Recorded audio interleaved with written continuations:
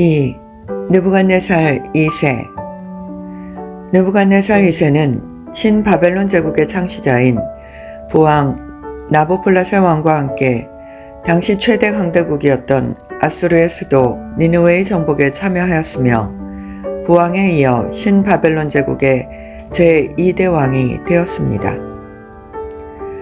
그는 주전 605년 갈그미스 전투에서 애굽왕 바르누고를 격퇴하고 명실상부한 세계 최강국의 통치자가 되었습니다.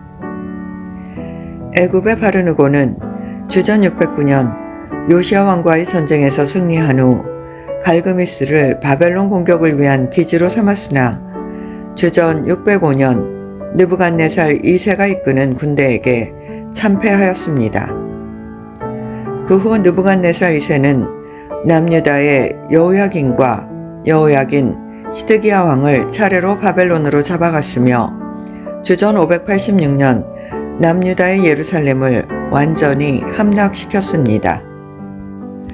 그러나 그는 다니엘 4장의 예언대로 말년에 정신질환을 앓아 7대 동안 왕위에서 쫓겨나기도 했습니다. 3. 에윌-무로닥. 에윌-무로닥은 느부갓네살 2세의 아들로 느부갓네살을 이어 왕이 되었습니다. 에윌-무로닥의 즉위 원년은 유다왕 여호야긴이 사로잡힌 지 37년 되던 해입니다. 여호야긴에 사로잡힌 때는 느부갓네살 통치 8년, 주전 597년이므로 여호야긴이 사로잡힌 지 37년 되던 해는 주전 561년입니다. 에윌-무로닥의 즉위한 원년은 히브리어 비시나트 말레쿠이며 원문에 입각하여 번역하면 통치한 첫 해라는 뜻입니다. 따라서 에윌-무로닥은 주전 562년에 느부갓네살 2세를 이어 왕이 되었으므로 주전 561년은 에윌-무로닥의 즉위한 원년, 곧 통치한 첫 해입니다. 에윌-무로닥은 여호야긴이 사로잡힌 지 37년 되던 해에 여호야긴을 옥에서 내어놓아 그 머리를 들게 하고 평생에 항상 왕의 앞에서 먹게 하고 매일 쓸 것을 공급받도록 배려하였습니다. 4. 네르갈-사레셀. 네르갈-사레셀은 느부갓네살 왕의 사위였으며 느부갓네살이 통치하는 동안 박사장이라는 중직을 맡고 있었습니다. 주전 560년 그는 처남인 에윌-무로닥을 암살하고 왕이 되어 약 4년간 통치하였습니다. 성경에 기록된 네르갈-사레셀이 왕 되기 전의 행적은 다음과 같습니다. 남유다는 시드기야 제11년 4월 9일 바벨론에 의해 함락되었는데 당시는 주전 586년 느부갓네살 통치 제19년이었습니다. 예루살렘 성이 함락되자 바벨론의 핵심 권력층이었던 모든 방백이 예루살렘 중문에 앉았습니다. 중문은 예루살렘 성내를 두 구역으로 분할하는 출입구이자 예루살렘의 심장부라고 할 수 있습니다. 바벨론의 고위급 관리들이 그곳에 앉은 것은 예루살렘 성이 바벨론의 수중에 완전히 넘어왔음을 과시하려는 것이었습니다. 이때 시위대 장관 느부사라단과 삼갈-르보와 환관장 살스긴과 바벨론 왕의 기타 모든 방백들 가운데 박사장 네르갈-사레셀이 있었습니다. 한편 느부갓네살 왕은 시위대장 느부사라단에게 감금 중이던 예레미야 선지자를 석방하고 선대하라고 명령하였는데 그 명령을 시행할 때 바벨론의 모든 장관들이 동참하였고 박사장 네르갈-사레셀도 있었습니다. 네르갈-사레셀을 포함한 장관들은 에레미야를 그다리아에게 붙여서 집으로 데려가도록 선대하였으므로 예레미야는 포로로 끌려가지 않고 그 땅에 남아있는 백성과 함께할 수 있었습니다. 5. 나보나이두스와 벨사살. 네르갈사렛을 이후에 라바시 마르둑이 왕이 되지만 9개월 만에 제사장들에 의해 폐위되고 나보나이두스가 왕이 됩니다. 나보나이두스는 주전 553년 전쟁 중에 병으로 레바논에서 요양하게 되자 곧바로 장남인 벨사살에게 섭정으로 나라를 다스리게 하였습니다. 벨사살 원년에 다니엘은 큰 짐승 넷이 바다에서 나오는 이상을 받았으며 벨사살 3년에 순양과 순념소의 이상을 받았습니다. 벨사살 왕은 귀인 1,000명을 위하여 잔치를 베풀고 예루살렘 하나님의 전 성소 중에서 취하여 온 기명으로 술을 마시다가 왕궁 분벽에 사람의 손가락이 나타나서 글자 쓰는 것을 보았습니다. 그 글은 메네메네 데겔 우바르신으로 하나님께서 이미 왕의 나라의 시대를 세워서 그것을 끝나게 하셨으며 왕이 저울에 달려서 부족함이 배었고 왕의 나라가 나뉘어서 메대와 바사 사람에게 준바되었다는 뜻이었습니다. 분벽에 쓰인 글의 내용대로 이날 밤 바벨론 왕 벨사살이 갑자기 죽임을 당하고 바벨론은 몰락하였으며 메대 사람 다리오가 나라를 얻었습니다. 신 바벨론은 다니엘 2장에 기록된 느부갓네살이 본 큰 신상에서 정금으로 된 머리에 해당됩니다. 성경에서 바벨론은 금잔으로 불리기도 하였습니다. 또 신 바벨론은 다니엘 7장에 기록된 네 짐승의 이상 중에서 첫째 짐승인 사자에 해당되는데 실제로 바벨론의 여러 유적에서 날개 달린 사자의 조각이 발견되어 이러한 해석을 뒷받침해주고 있습니다. 사자의 날개가 뽑히고 두 발로 서게 된 것은 느부갓네살 왕이 죽은 후에 나라가 서서히 쇠퇴하여 결국에는 메대와 바사 제국에 의해 멸망받을 것을 나타냅니다. 3. 바사 제국의 등장과 멸망. 메대의 다리오 왕과 바사의 고레스 2세는 연합하여 바벨론의 벨사살 왕을 죽이고 바벨론을 멸망시켰습니다. 바사의 고레스 2세는 바벨론을 멸망시킬 때 자신의 외삼촌 다리오 왕을 예우하여 메대와 바사 연합제국의 왕으로 세웠습니다. 그래서 다니엘 5장 30, 31절에서는 벨사살 왕이 죽고 메대 사람 다리오가 나라를 얻었다고 기록하고 있습니다. 다리오는 자기의 심원대로 방백 120명을 세워 전국을 통치하게 하고 그들 위에 총리 셋을 두었는데 다니엘이 그 중에 한 사람이었습니다. 이처럼 다리오가 통치하였던 2년의 시기를 메대와 바사의 과도제국이라고 부릅니다. 메대와 바사의 과도제국이 세력을 잡게 된 것은 바벨론에서 70년이 차면 내가 너희를 권고하고 나의 선한 말을 너희에게 실행하여 너희를 이곳으로 돌아오게 하리라 라고 하신 말씀이 응한 것입니다. 하나님께서는 메대와 바사 제국을 움직여서 하나님의 예언과 구속사적 경륜을 성취하셨던 것입니다. 다리오가 다스린 지 2년에 당시 실제 권력자였던 고레스 2세는 다리오로부터 왕권을 이양받고 메대를 바사에 부속시켰으며 주전 538년 새로운 바사 제국의 왕으로 공식 즉위하였습니다. 바사의 캄비세스 1세는 메대의 제4대 왕 아스티아게스의 딸 만나네와 정략 결혼을 하였는데 그 사이에서 태어난 아들이 바로 고레스 2세입니다. 캄비세스 1세와 만나네의 결혼을 통해 고레스 2세가 태어난 것은 이스라엘을 구원코자 하시는 하나님의 구속사적 경륜 속에 진행된 것입니다. 그것은 약 200년 전 이사야 선지자를 통해 고레스의 이름과 사역의 내용이 상세하게 예언되었던 점에서 더욱 명확해집니다.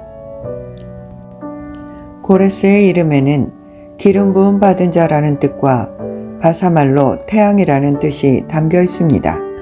고레스는 바사에 흩어져 있던 유다 백성에게 고향으로 돌아가 성전을 건축하라고 선포하였습니다. 이에 따라 고향으로 돌아온 유다 백성은 주전 536년에 성전 건축을 시작하였으나 사마리아인의 방해로 주전 520년까지 약 16년간 중단해야 했습니다. 성전 재건은 다리오 1세 제2년 6월 24일에 다시 시작하여 제6년 12월 3일까지 약 4년 5개월 만에 완성되었습니다. 포로민으로 소망 없이 살아가던 유다 백성에게 혜성처럼 나타나 해방을 안겨준 고레스의 등장은 결코 우연이 아니라 자기 백성을 사랑하시는 하나님의 작정된 섭리였습니다. 일찍이 이사야 선지자를 통해 장차 주전 700년경 바벨론을 무너뜨릴 고레스를 가리켜 나의 모략을 이룰 사람이라고 칭하면서 내가 말하였은즉 정령 이룰 것이요 경영하였은즉 정령 행하리라 라고 말씀하셨습니다. 참으로 고레스 왕을 통해 이스라엘을 포함한 전 인류의 역사를 주관하시는 하나님의 우주적인 통치, 그리고 말씀하신 그대로 정령 이루시는 하나님의 절대 주권을 실감하게 됩니다. 이후로 성경에 등장하는 바사의 여러 왕들을 살펴보겠습니다. 1. 다리오 1세. 고레스 2세가 죽은 후 바사에서는 캄비세스 2세, 바르디아, 다리오 1세 등의 세 왕이 등장합니다. 이들은 다니엘 11장 2절에서 이제 내가 참된 것을 내게 보이리라. 보라, 바사에서 또 새 왕이 일어날 것이요 라고 예언된 자들이었습니다. 그들 중에 바르디아는 캄비세스가 애굽 원정에 나가 있는 동안 자신을 캄비세스의 동생인 스멜디스라고 속이고 왕위를 찬탈하였으므로 거짓 스멜디스라고 불리었습니다. 다리오 1세는 바벨론 유수에서 제1차로 귀환한 백성이 주전 536년에 시작된 성전 건축을 16년이나 중단하고 있을 때 주전 520년에 공사를 재개하도록 허락한 왕이었습니다. 2. 아하수에로. 아하수에로 왕은 왕후 와스디를 폐위하고 유다인 에스더를 왕비로 맞이한 왕입니다. 다니엘 11장 2절 상반절에 바사에서 또 새 왕이 일어날 것이요 그 후에 넷째는 그들보다 심히 부요할 것이며 라고 기록되어 있는데 여기 그 후에 넷째에 해당하는 왕이 바로 아하수에로입니다. 아하수에로 왕이 일어나기 전 새 왕이 다스리는 동안 리디아와 바벨론 그리고 애굽에 대한 성공적인 정복이 있었고 특히 다리오 1세의 엄격한 세금 정책으로 아하수에로 왕은 막대한 부를 축적하였습니다. 그가 왕위에 있은 지 3년에 모든 방백과 신복을 위하여 잔치를 베풀었는데 그 연회가 180일 이상 지속되었으며 그 기간 동안 그 영화로운 나라의 부함과 위엄의 혁혁함을 나타내니라 라고 기록된 것을 볼 때 그 부요함이 어느 정도였는지를 알 수 있습니다. 그는 부요함으로 점점 강하여진 후에 모든 사람을 격동시켜 헬라를 칠 정도가 되었습니다. 아하수에로 왕은 주전 474년 하만이 바사제국 127도에 흩어진 유다인들을 전부 몰살하려는 음모를 발견하고 오히려 하만과 그 일족을 진멸하였습니다. 아하수에로 왕은 처음에 총리 하만의 뇌물과 교묘한 말에 완전히 속아 인장반지를 빼어 하만에게 주었는데 이때부터 하만은 모르드게를 비롯한 유다 민족 전체에 대한 몰살 계획을 거침없이 진행하였습니다. 아하수에로는 밤에 잠이 오지 않아 역대 일기를 읽던 중 전에 자신을 모살하려던 음모가 모르드게의 고발로 발각되었다는 부분을 읽고 하만이 죽이려던 모르드게에게 오히려 큰 상을 베풀었습니다. 마침내 아하수에로는 왕비 에스더를 통하여 하만의 괴계를 밝히 알게 되었으며 하만은 모르드게를 달려고 했던 그 나무에 대신 달려서 죽게 되었습니다. 아하수에로는 다시 조서를 내려 유다인을 진멸하려는 자들을 죽이라고 명령하였으며 하만의 아들을 죽여 그 시체를 나무에 달았습니다. 주전 474년 전체 유다인을 몰살하려던 하만의 계획은 아하수에로 왕을 통한 하나님의 각별한 섭리 역사로 무산되었고, 이로 말미암아 16년 후인 주전 458년에 에스라를 지도자로 한 제2차 바벨론 포로기한 역사가 무사히 진행될 수 있었습니다. 주전 474년 전체 유다인을 몰살하려던 하만의 계획은 아하수에로 왕을 통한 하나님의 각별한 섭리 역사로 무산되었고, 이로 말미암아 16년 후인 주전 458년에 에스라를 지도자로 한 제2차 바벨론 포로기한 역사가 무사히 진행될 수 있었습니다. 3. 아닥사스다 1세. 아닥사스다 1세는 아하수에로 왕의 셋째 아들로 부왕을 암살한 아르파타나를 죽이고 왕위에 올랐습니다. 그는 에스라를 중심으로 유다 민족의 제2차 바벨론 포로기한을 허락하였는데, 한때 비슬람과 미드르닷과 다브엘과 그 동료들의 악의적인 글을 읽고 성벽 재건을 중단시키기도 하였습니다. 그러나 주전 444년 느헤미야로 하여금 성벽을 재건하도록 제3차 포로기한을 허락하였으며, 마침내 예루살렘 성벽은 52일 만에 완성될 수 있었습니다. 그 뒤에 바사 제국을 이끌었던 왕들은 차례대로 다음과 같습니다. 다리오 2세, 아닥사스다 2세, 아닥사스다 3세, 아닥사스다 4세, 다리오 3세. 바사는 다니엘 2장에 나오는 큰 신상의 은으로 든 가슴과 팔에 해당되는 나라였습니다. 은과 관련하여 바사는 최초로 은을 화폐 단위로 한 증세 제도를 실시한 나라였습니다. 또 바사는 다니엘 7장에서 곰과 같은 짐승으로 표현되고 있습니다. 이 곰은 몸 한편을 들었는데, 이것은 메데바사 제국이 처음에는 연합국이었다가 나중에는 한 나라가 우세해져서 하나로 통일될 것을 예언한 것입니다. 또 그 입의 이 사이에는 새 갈빗대가 물렸는데, 이것은 이 나라의 탐욕성을 나타냅니다.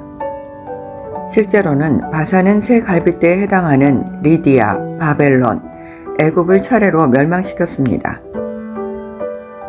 다니엘 8장에서는 바사 제국을 순양으로 표현하고 있습니다. 다니엘 8장 3, 4절에서 내가 눈을 들어 본즉 강가에 두 뿔 가진 순양이 섰는데, 그 두 뿔이 다 길어도 한 뿔은 다른 뿔보다도 길었고 그 긴 것은 나중에 난 것이더라. 내가 본즉 그 순양이 서와 북과 남을 향하여 받으나 그것을 당할 짐승이 하나도 없고 그 손에서 능히 구하리가 절대로 없으므로 그것이 임으로 행하고 스스로 강대하더라라고 말씀하고 있습니다. 여기 두 뿔 가진 순양은 메대와 바사 제국을 가리킵니다. 다니엘 8장 20절에서 내가 본 바 두 뿔 가진 순양은 곧 메대와 바사 왕들이요 라고 말씀하고 있습니다. 한 뿔이 다른 뿔보다 긴 것은 메대와 바사가 연합국이었으나 바사가 메대보다 강성하여 메대를 장악하게 될 것을 의미합니다. 또 순양이 서와 북과 남을 향하여 받는다는 것은 동쪽에서 일어난 바사가 강력한 정복력으로 새 지역을 향해 뻗어갈 것을 나타냅니다. 실제로 바사는 서쪽으로는 바벨론과 시리아와 소아시아를, 남쪽으로는 애굽을, 북쪽으로는 아르메니아와 카스피아 인근 지역 국가들을 정복하였습니다. 이와 같이 바사 제국이 넓은 지역을 차지한 것은 이사야 선지자가 나 여호와는 나의 기름받은 고레스의 오른손을 잡고 열국으로 그 앞에 항복하게 하며 열왕의 허리를 풀며 성문을 그 앞에 열어서 닫지 못하게 하리라. 내가 고레스에게 이르기를 내가 내 앞서가서 험한 곳을 평탄케 하며 논문을 쳐서 부수며 쇠빗장을 꺾고 라고 말씀한 대로 된 것입니다. 바사는 이처럼 강력한 제국으로서 명성을 떨쳤지만 아닥사스다 2세 이후 계속된 내분과 무모한 전쟁으로 급격히 쇠퇴의 길을 걷다가 마지막 왕 다리오 3세가 주전 331년에 헬라의 알렉산더 대왕에게 가오가멜라 전투에서 패하여 멸망하였습니다. 바사는 피지배국의 종교에 대해 관용적인 정책을 시행하였으며 바사 지배 아래에 있던 유다인들은 대제사장을 중심으로 자치적인 신앙생활을 할 수 있었습니다. 2. 헬라 지배 시대. 다니엘 11장에서는 거대한 바사 제국이 망하고 나서 약 200년 후에 있을 역사적 사건들이 아주 구체적이고 사실적으로 기록되어 있습니다. 성경에 많은 예언이 있지만 다니엘 11장만큼 역사적 상황을 자세하게 예언한 내용은 흔하지 않습니다. 다니엘 11장 2절에서는 이제 내가 참된 것을 내게 보이리라 라고 말씀하였습니다. 여기 참된 것은 히브리어로 에메트로 확고함, 확실함, 진실, 진리를 의미합니다. 앞으로 주어지는 예언은 진실로 참이며 그것이 반드시 이루어질 사실임을 밝히 드러낸 것입니다. 다니엘은 고레스 3년, 주전 536년에 히데겔 강가에서 3주간의 금식기도 중에 이 묵시를 받았습니다. 다니엘 11장에는 정복자 알렉산더 대왕에 의한 헬라의 강력한 통치와 네 왕조로의 분열, 그리고 이스라엘을 포함한 팔레스타인과 애굽 지역을 차지한 남방 왕조와 시리아 지역을 차지한 북방 왕조 사이에 일어나는 여러 가지 사건과 전쟁, 그리고 안티오쿠스 4세의 유다민족 핍박과 그의 비참한 최후가 예언되어 있습니다. 장차 일어날 왕들의 존재와 구체적인 역할이 예언을 통해 아주 사실적으로 치밀하게 예언되어 있는 것은 참으로 놀라운 일이 아닐 수 없습니다. 복잡한 듯 보이지만 그 속에서 하나님께서는 구속 계획을 성취하기 위하여 열강의 군주들과 열국의 역사를 그 작정하신 경륜대로 한치의 오차도 없이 전개해 나가신다는 사실을 선명하게 확인할 수 있습니다. 1. 알렉산더 대왕과 제국의 분열. 주전 331년 알렉산더는 바사의 다리오 3세와의 최후의 일전에서 승리하고 마침내 세계를 호령하는 대왕이 되었습니다. 다니엘 11장 3절에서는 이러한 알렉산더를 가리켜 장차 한 능력 있는 왕이 일어나서 큰 권세로 다스리며 임의로 행하리라 라고 말씀하고 있습니다. 그러나 그는 주전 323년 6월 32세로 갑자기 죽었고 헬라 제국은 극심한 정치적 혼란에 빠져들었습니다. 이때 시리아 지역을 다스리던 안티고누스가 헬라 제국의 대부분을 차지하였고 이것을 원치 않았던 여러 장군들은 연합하여 안티고누스에게 대항하였습니다. 결국 알렉산더 대왕의 후계자를 자처하는 여러 장군들이 피차의 치열한 권력 다툼을 하였는데 이 시기를 디아도키 시대라고 부릅니다. 주전 301년 입수스 전쟁에서 안티고누스가 죽은 후 디아도키 시대는 끝나고 헬라 제국은 크게 네 왕조로 분열되었습니다. 셀류쿠스 장군은 북부 시리아와 메소포타미아 지역을 차지하였고 프톨레미 장군은 애굽과 팔레스타인 그리고 남부 수리아 지역을, 리시마쿠스 장군은 소아시아 지역을, 카산더 장군은 본래의 헬라 지역을 차지하였습니다. 이러한 역사적 사건은 이미 성경에 여러 차례 예언된 것입니다. 헬라는 다니엘 2장 큰 신상의 예언에서 온 세계를 다스리는 놋과 같은 나라로 묘사되어 있습니다. 실제로 고대 헬라 사람들은 세계적으로 구리 재련 기술이 탁월했습니다. 또한 헬라는 다니엘 7장 4가지 짐승의 이상에서는 표범과 같은 짐승으로 기록되어 있습니다. 다니엘 7장 6절에서 그 후에 내가 또 본즉 다른 짐승 곧 표범과 같은 것이 있는데 그 등에는 새의 날개 넷이 있고 그 짐승에게 또 머리 넷이 있으며 또 권세를 받았으며 라고 말씀하고 있습니다. 실제로 헬라를 대표하는 알렉산더 대왕은 주전 336년부터 323년까지 표범과 같이 빠른 속도로 전 세계를 정복했습니다.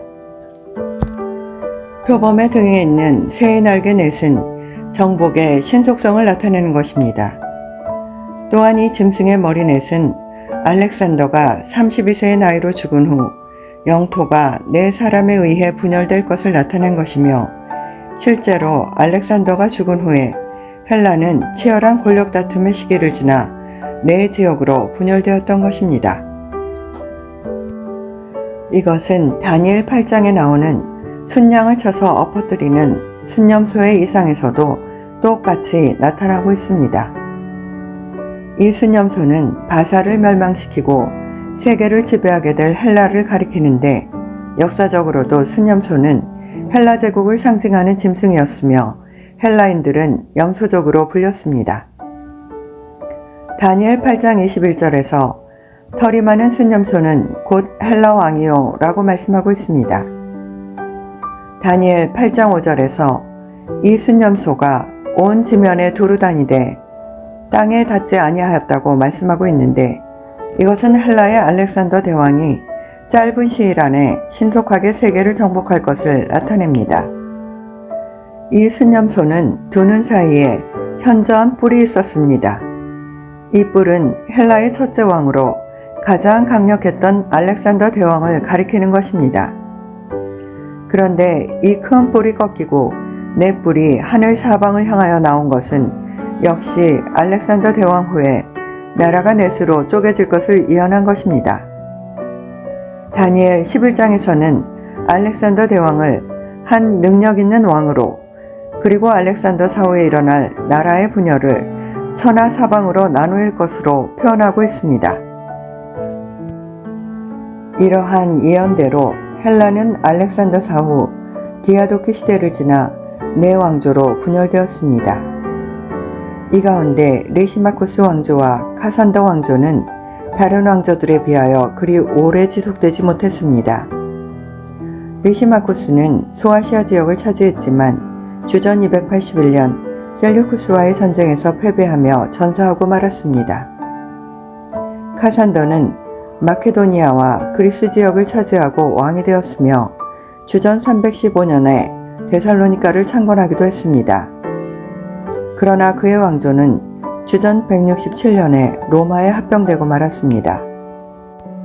유다인들이 살고 있었던 팔레스타인 지역을 중심으로 각축을 벌이면서 오래 지속되었던 왕조는 프톨레미 왕조와 셀류쿠스 왕조였습니다. 두 왕조는 이스라엘 땅을 서로 차지하기 위하여 여러 차례 전쟁을 치렀습니다.